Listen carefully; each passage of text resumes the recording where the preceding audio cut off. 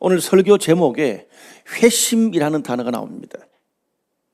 이 회심이라는 단어의 기본적인 어떤 뜻은 자기 중심적이고 죄된 삶을 회개하고 예수 믿고 하나님께 돌아오는 것을 말합니다.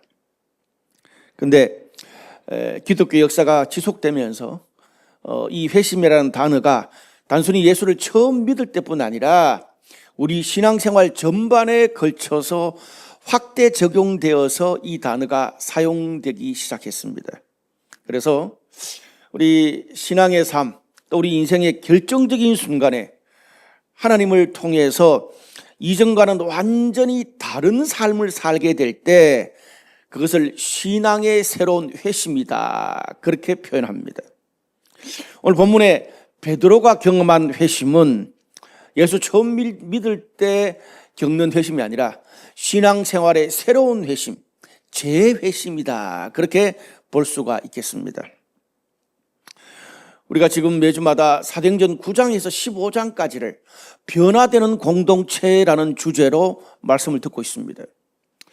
우리가 사도행전 1장에서 6장까지를 보면은 초대교회에 오순절에 성령이 강력하게 임해서 폭발적인 성장을 이룹니다. 완전 은혜의 시대입니다. 하루에 3,000명이 주님께 돌아오는 것처럼 초대교회 최고의 클라이막스를 경험했습니다. 근데 그것도 잠시 사도행전 7장에서 8장은 그 좋았던 시절을 다 뒤로 하고 로마의 기독교 피팍으로 인해서 초대교회 지도자들이 잡혀가거나 또 스데반처럼 순교를 당하고 성도들이 도망하면서 여기저기로 뿔뿔이 흩어지는 상황이 발생하게 됩니다. 한마디로 당시 세계 최고의 강대국이었던 로마의 기독교 박해로 인해서 이 초대교회 예루살렘 교회에 큰 위기가 찾아왔습니다. 교회도 성도들도 위기가 찾아왔어요. 당시에 성도들과 교회가 이 난국을 어떻게 해결해야 될지 몰라서 답답한 시간을 보내고 있었습니다. 교회도 거의 폐쇄되기 일보 직전이고 성도들도 또 도망해서 자신이 오랫동안 살아왔던 가정과 직장을 뒤로 하고 다른 곳으로 도망해야 됐어요. 여러분, 우리가 이 사도행전을 읽으면서 우리의 삶도 마찬가지인 것 같아요. 늘 좋을 때 클라이막스만 있는 게 아닙니다. 오늘 초대교회가 겪었던 것처럼 외부적인 상황과 갑작스런 우리 삶의 변화 때문에 답을 찾지 못하고 혼란을 겪을 때도 있습니다. 그게 우리 인생인 것 같아요. 지난해 좋다고 이번 해도 좋은 게 아니더라고요. 그런데 우리가 그런 혼란과 위기를 가지고 주님께 나아갈 때 성도들에게 하나님의 도움으로 우리의 삶과 가정, 직장, 미래를 바꾸는 새로운 회심의 기회가 되기도 합니다. 오늘 성경 말씀은 그것을 잘 보여주고 있습니다. 우리가 사도행전 9장에서 15장까지가 변화되는 공동체 그랬는데 공동체가 변화되기 전에 뭐부터 나와요? 결정적으로 중요한 세 사람의 회심의 장면이 나옵니다. 무슨 말입니까? 공동체가 변화되기 전에, 나의 가정과 직장과 교회가 변화되기 전에 거기 있는 사람이 먼저 변화해야 된다는 말입니다. 사울의 회심, 고넬료의 회심, 오늘 본문의 베드로의 회심입니다. 앞에 두 사람, 이 바울과 고넬료는 거의 새로운 사람들이 하나님께 돌아오는 거고, 베드로는 묵은둥이 오랫동안 이끌어왔던 기존의 리더가 바뀌는 것입니다. 저는 두 가지 정도 하나님이 주시는 메시지를 듣고 싶습니다. 먼저 한번 따라 할까요? 하나님과의 영적인 생활을 회복하라. 오늘 본문의 바로 앞에 내용, 제가 지난번에 설교했을 때에 그 내용이 뭐냐면 고넬료가 기도하는 중에 하나님의 환상을 봅니다. 그래서 천사의 어떤 그 말을 통해서 주변에 베드로가 와 있으니까 그 베드로를 초대하라라는 하나님의 메시지를 환상 중에 보고 종들을 베드로 초대하려고 보냅니다. 오늘 그런 상황 중에 바로 그 다음에 베드로에게 일어났던 일이 본문의 말씀입니다. 본문의 내용을 요약하면 이렇습니다. 베드로가 한 곳 욥바를 여행하다가 낮에 정오 시간에 정오 기도를 늘 평상시에 했었는데 어떤 집 옥상에 올라가 가지고 기도를 하던 중에 하나님의 환상을 보게 된 거예요. 근데 그 환상이 이렇습니다. 하늘에서 큰 그릇이 내려오는데 그 안에 4발 달린 짐승, 기는 것, 하늘을 나는 새 조류 종류, 이런 것들이 그 그릇 안에 담겨 있었어요. 근데 문제는 하나님께서 베드로한테 그 짐승이나 동물을 잡아 먹으라는 거예요. 근데 성경에 보니까 그때가 점심때라서 배는 고프지만은 그 짐승들이 유대인들이 결코 먹을 수 없는 그런 동물들이었습니다. 유대인의 율법에는 사람이 먹어야 될 것과 먹지 말아야 될 것이 엄격하게 금지가 되어 있습니다. 그래서 베드로가 자기가 지금까지 믿어왔던 율법에 부정하다고 먹지 마라 그런 걸 내가 어떻게 먹습니까? 못 먹습니다. 그렇게 거절을 했어요. 근데 베드로가 거부했는데도 하나님께서 내가 깨끗하게 한 것을 네가 무슨 용가리 통뼈라고 못 먹느냐? 3번에 걸쳐서 먹으라고 강력하게 말씀하셨습니다. 근데 베드로 입장에서는 그 환상이 이해가 안 갔습니다. 성경에도 그렇게 나와 있어요. 율법에 먹지 말라고 한 것을 하나님이 한 번도 아니고 3번에 걸쳐서 왜 먹으라 그랬지? 도대체 이해가 가지 않았습니다. 그런데 이 환상을 보고 베드로가 고민하다가 하나님의 뜻에 따라 순종했을 때에 답답했던 베드로의 삶도 달라지고, 그리고 미래를 알 수 없는 초대교회 상황도 완전히 역전되고 새로운 어떤 기회와 역사가 일어나는 일이 발생합니다. 이게 사실은 고넬료가 본 환상과 베드로가 본 환상이 당시 혼란에 빠져 있는 초대교회 공동체의 결정적인 하나님의 메시지가 되었습니다. 베드로가 있는 가정이나 직장이나 교회는 과거나 지금이나 똑같은 장소지만 오늘 이 환상을 보고 주님을 따라가고 난 이후에 이전에는 경험해보지 못한 놀라운 변화, 또 기독교의 역사가 바뀌는 새로운 회심이 일어났습니다. 이게 오늘 본문의 내용이에요. 그런데 우리가 여기서 주목해야 되는 것은 오늘 외부의 박해죠. 로마의 박해 때문에 길을 잃었던 초대교회가 그런 상황에서 어떻게, 정말 이거는 거의 망하기 일보 직전인데, 망해가고 있는데 어떻게 그런 상황에서 미래를 바꾸는 그런 놀라운 새로운 기회를 붙잡을 수 있었나, 이게 중요합니다. 당시 베드로를 비롯한 교회 지도자들이 그런 상황에서 얼마나 많이 고민을 했겠어요. 그렇지만 아무리 이 영적인 지도자들이지만 당시에 세계 최고 강대국인 로마의 기독교 박해를 자신들의 수준에서 어떻게 막을 수가 있겠습니까? 이거는 인간의 능력 밖에 있는 문제였습니다. 여러분, 우리가 직장 생활을 하고 자녀를 키우고 나이가 들면 들수록 내 수준과 능력, 내가 가진 여건으로 해결 안 되고 가늠 안 되는 그런 문제들이 참 많이 우리 삶에 있다는 것을 알게 됩니다. 이렇게도 고민해보고 저렇게도 발버둥 쳐보지만 아무리 해도 해결이 안 돼요. 여러분, 그런 것이 분명히 여러분의 삶 가운데 있을 것이고 어쩌면 지금 맞닥뜨리고 있을지 모릅니다. 그런데 바로 그때가 하나님이 일하셔야 되는 시간이고 성도가 하나님을 붙들어야 될 때인 것입니다. 여러분, 베드로가 언제 자신의 인생과 가정과 공동체를 바꾸는 결정적인 환상을 보았습니까? 언제 환상을 봤어요?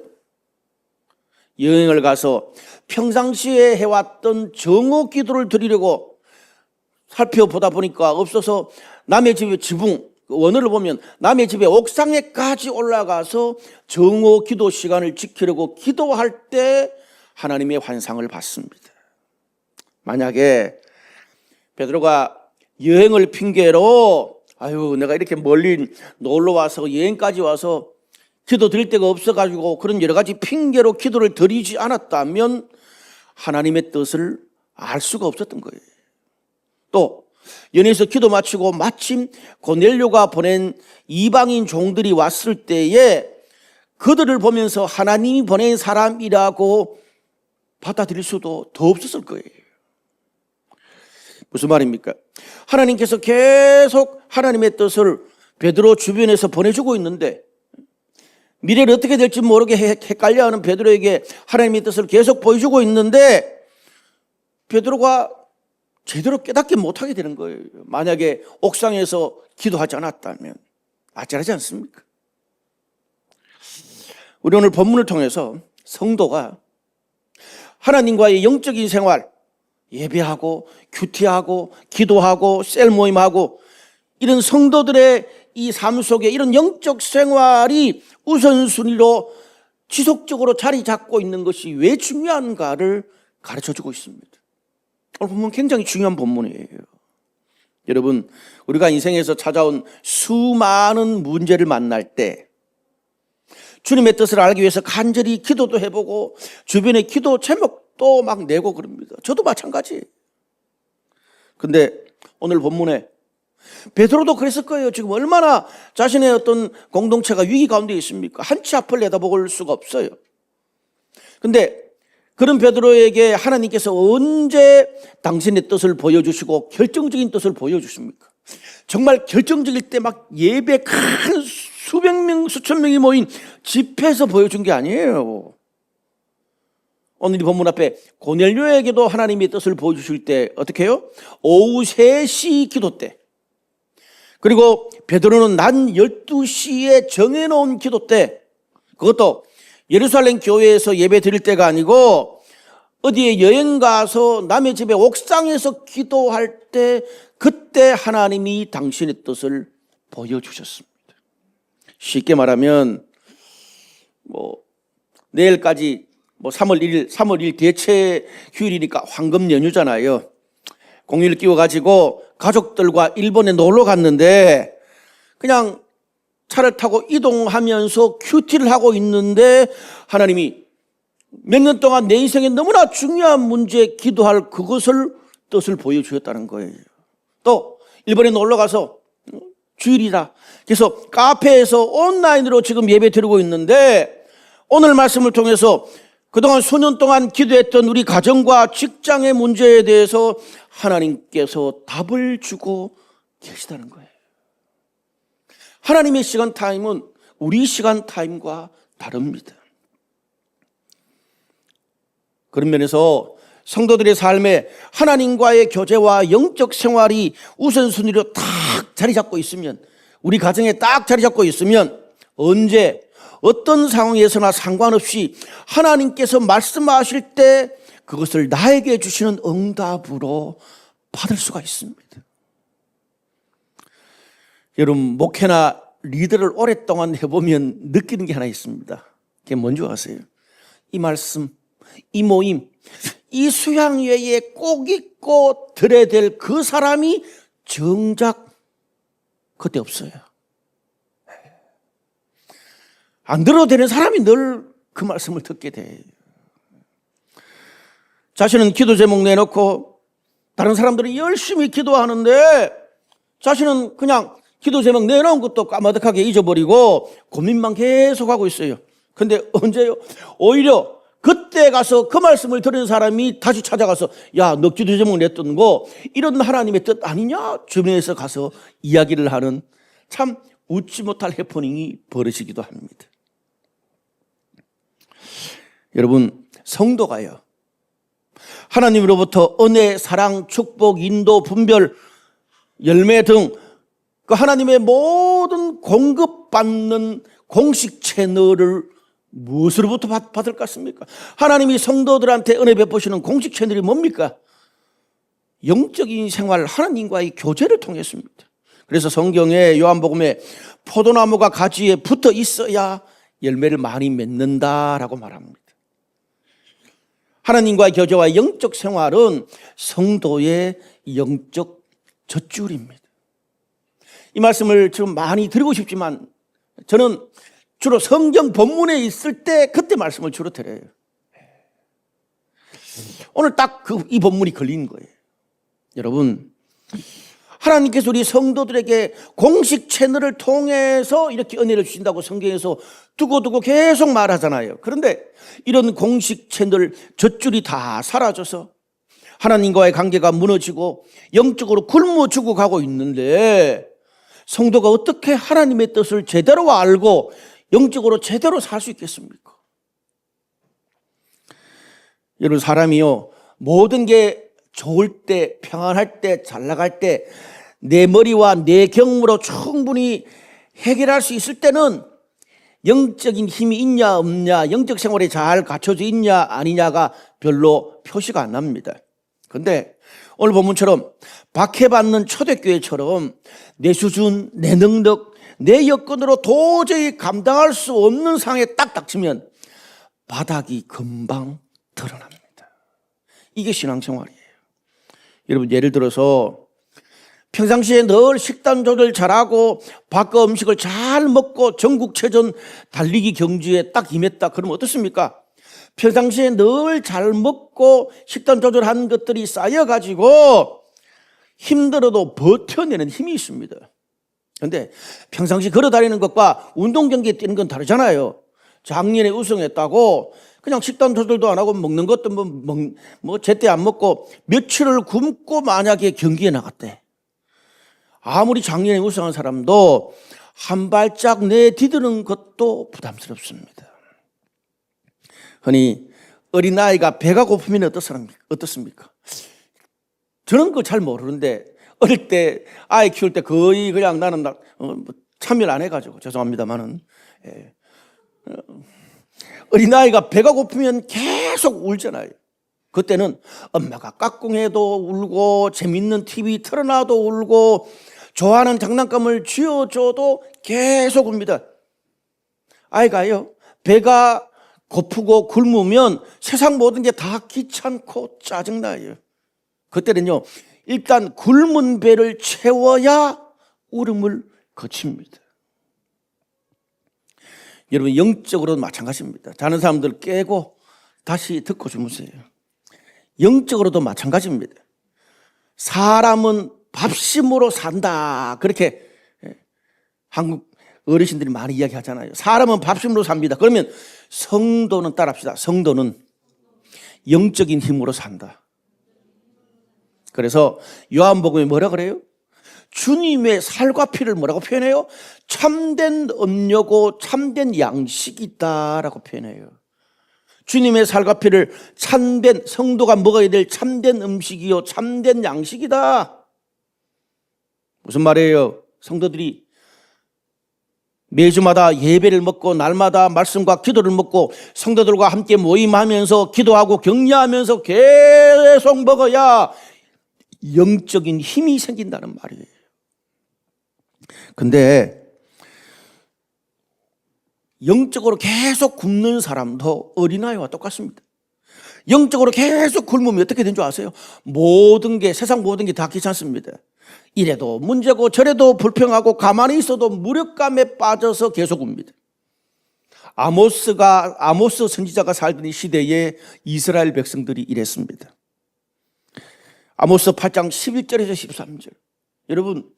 여러분 어떤 신앙에서 답이 계속 안 나올 때 해결할 수 없는 것들이 몇 년 동안 계속 반복된다면 이 말씀을 주의 깊게 보십시오. 아모스 8장 11절에서 13절 이런 말씀이 있습니다. 주 여호와의 말씀이니라. 내가 기근을 땅에 보내리니 양식이 없어 주림이 아니며 물이 없어 가람이 아니요 여호와의 말씀을 듣지 못한 기갈이라. 사람이 이 바다에서 저 바다까지 북쪽에서 동쪽까지 비틀거리며 여호와의 말씀을 구하려고 돌아다녀도 얻지 못하리니 그날의 아름다운 처녀와 젊은 남자가 다 갈하여 쓰러지리라. 하나님의 말씀을 듣지 못한 영적인 어떤 회복이 안 돼서 그렇다는 말이에요. 그래서 어떻게 해요? 아름다운 처녀가 젊은 남자가 다 같이 쓰러지는 일이 잘 없잖아요. 노인도 아니고. 그런데 영적으로 가라면 세상에 어떤 사람도 다 쓰러진다는 거예요. 여러분, 그래서 우리가 쓰러지고 넘어지고 시험에 드는 이런 문제가 환경 때문인지 사람 때문인지 아니면 하나님과의 교제가 끊어지고 나의 영적인 상태가 무너져서 그런지 바로 파악을 해야 됩니다. 만약에 영적으로 굶어서 영적인 열정이 사라져서 영적인 불씨가 사라져서 그렇다면 오늘 성경이 뭐라 그래요? 이 바다에서 저 바다까지 아무리 뛰어다니고 돌아다니고 좋은 거를 다 찾아도 안 된다라고 말하는 거죠. 사랑하는 여러분, 그런 면에서 여러분이 가장 최근에 은혜를 받고 예배를 드리면서 눈물을 흘리고 하나님의 임재를 느끼고 주님의 뜻을 발견한 것이 언제입니까? 그것이 몇 년 전의 아득한 기억이라면 오늘 이 예배를 통해서 여러분의 영적인 열정을 회복하시기를 바랍니다.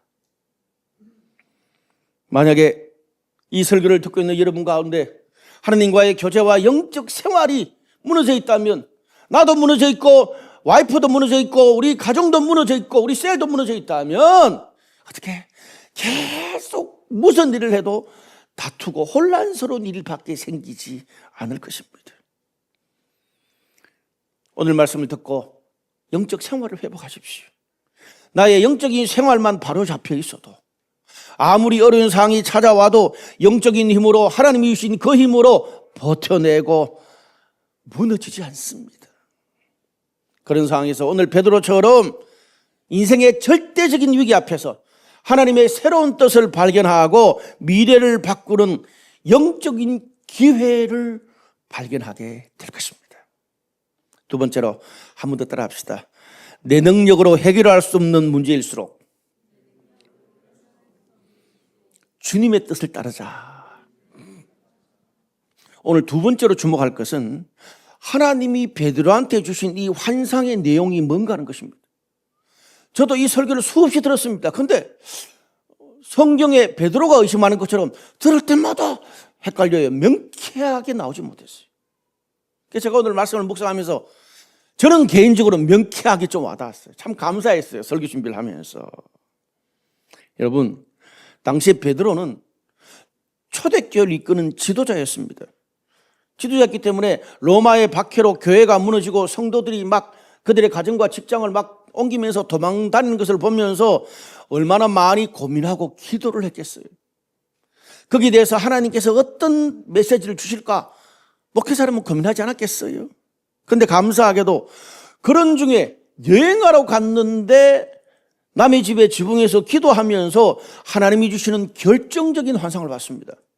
만약에 저라면 적어도 이런 어려운 상황에서 하나님께서 베드로야 너를 인도한다. 보라 내가 세일을 행하리라. 로마가 곧 무너질 것이다.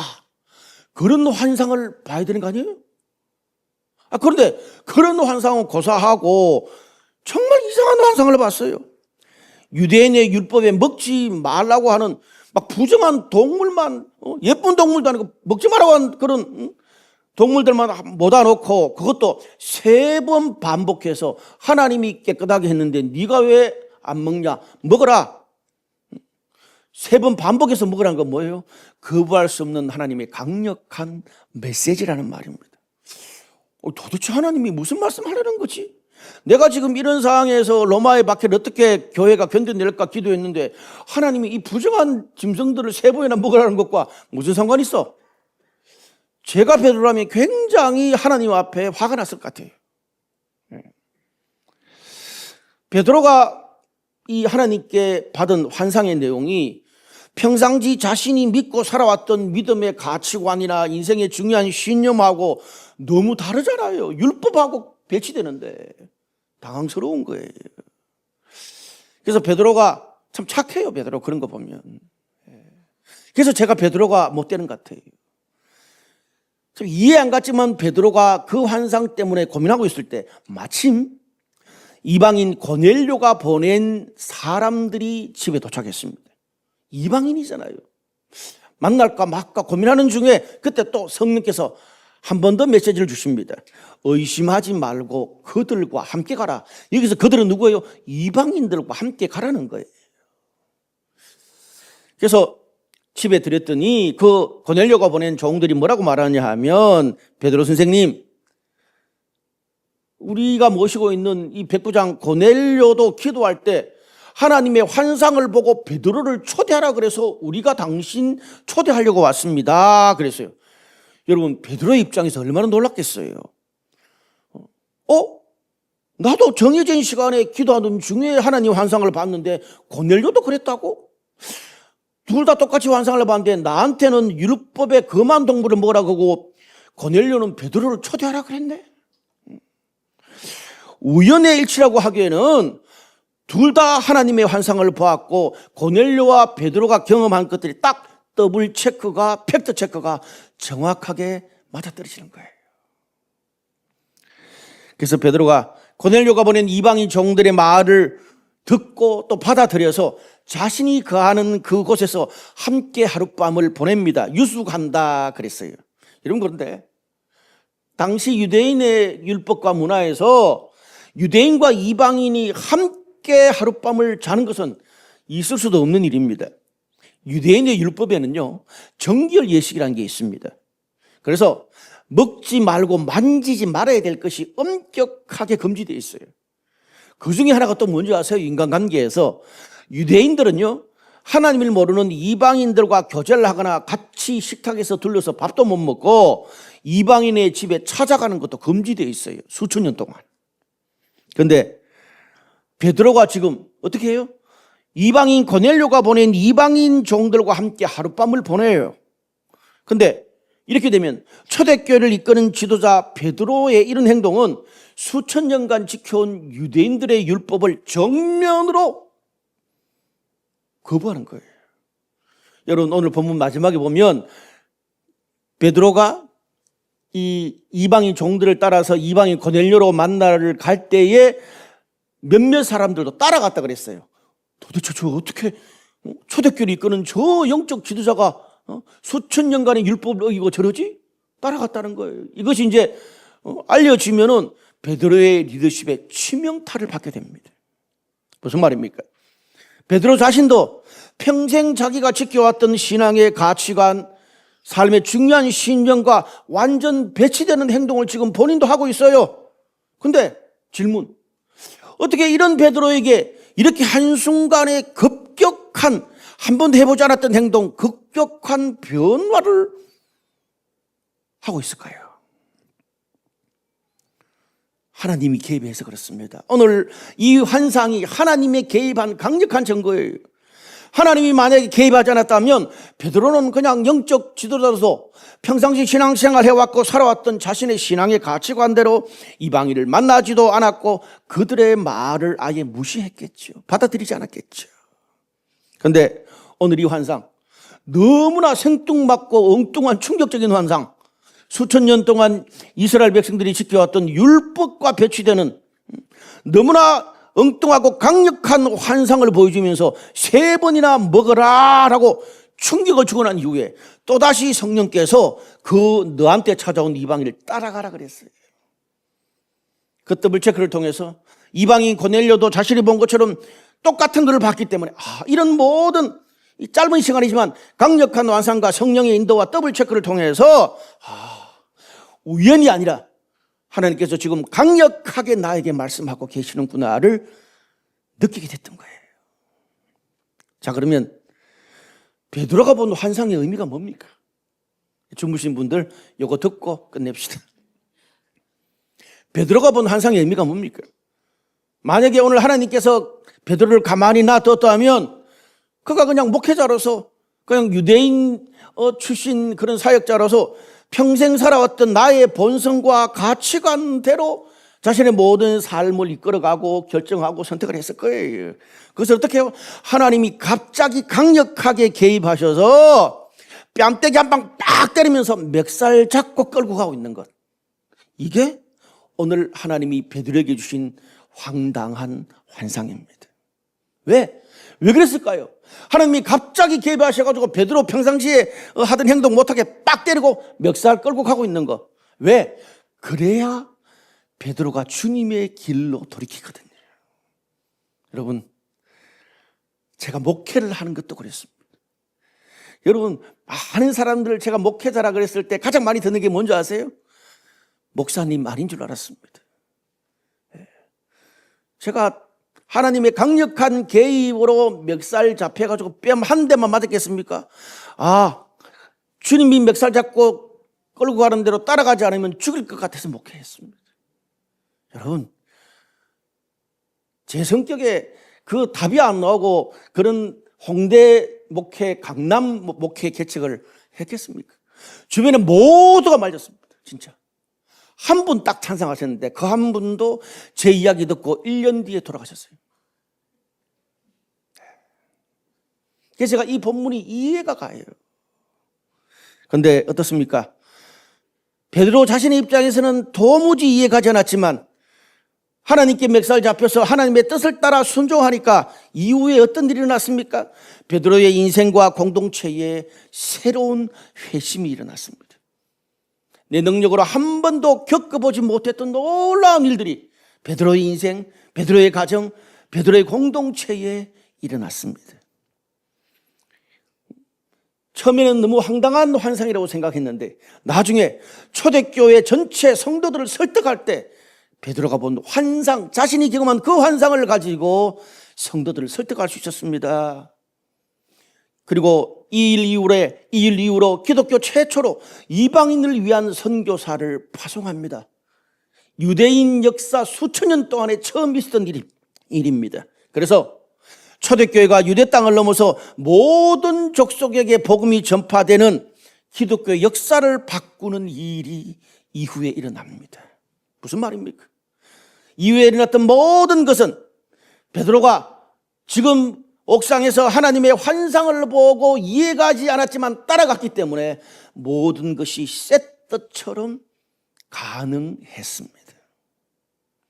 여러분, 때때로 하나님께서 우리의 삶을 인도하실 때 전혀 상상할 수 없는 방법으로 내가 한 번도 가보지 못하고 내가 받아들일 수 없는 상황으로 인도하실 때가 있습니다. 저처럼 기본적으로 고집이 세고 하나님 일로 가는 것들을 별로 좋아하지 않는 사람한테는 이 방법이 너무 많았어요.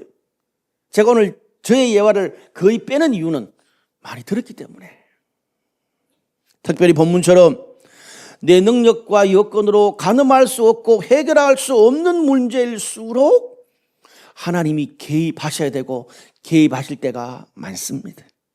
그럴 때는 어떻습니까?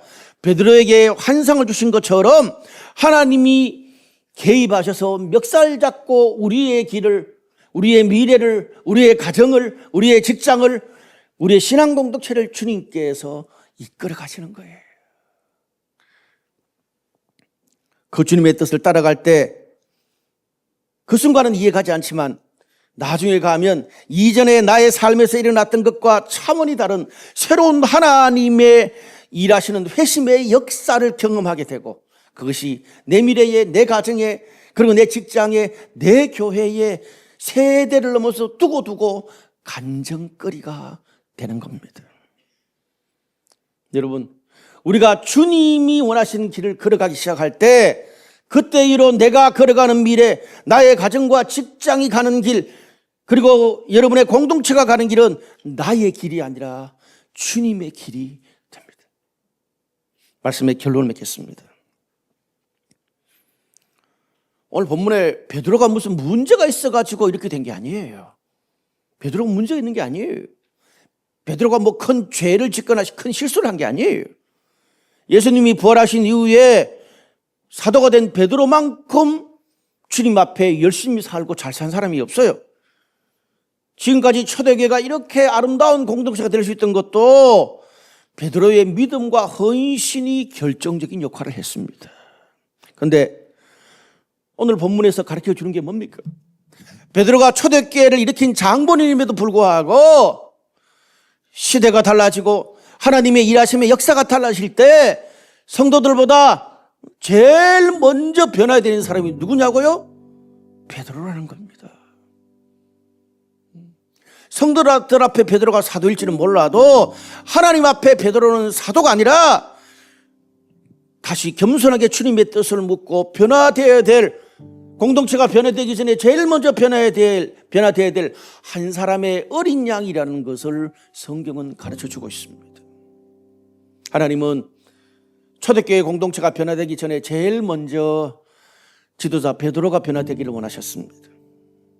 베드로가 과거의 초대교회 성공이라는 과거의 영광에 매몰되지 않고 어려운 일이 발생했을 때 자신의 한계를 인정하고 겸손하게 주님의 뜻을 따라 그동안 살아왔던 자신의 가치관과 신념을 완전히 내려놓고 하나님이 인도하시는 대로 바꾸기를 원하셨습니다. 그렇습니다.